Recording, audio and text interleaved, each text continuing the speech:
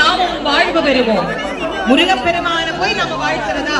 அவர் தானங்க நம்மள வாழ்த்தணும் அப்படின்னு நினைக்கலாம். கிடையாது. அருணகிரி பெருமான் சொன்னார், ஆறிரு தடம் தோள் வாழ்க, அருமுகம் வாழ்க, வெட்பை கூரிசை தனிவேல் வாழ்க, குக்குடம் வாழ்க, செவ்வேள் ஏறிய மங்கை வாழ்க, யானிதன் அனங்கும் வாழ்க, மாறில்லா வள்ளி வாழ்க, வாழ்க சீரடியார் என்றார். ஏன் எல்லாத்தையும் வாழ்கன்னு வாழ்த்தினார்? ஒரே ஒரு காரணம் தான். மரம் வாழ்க, செடி வாழ்க, கொடி வாழ்க நம்மளால சொல்ல முடியாது. முருகனை வாழ்கன்னு சொல்லிட்டா முருகனுக்குள்ள எல்லாமே அடங்கிடும். அதனால் எல்லாமே வாழ்க என்று வாழ்த்துவதற்கு ஒரே வாய்ப்பு இறைவனை வாழ்த்துவது.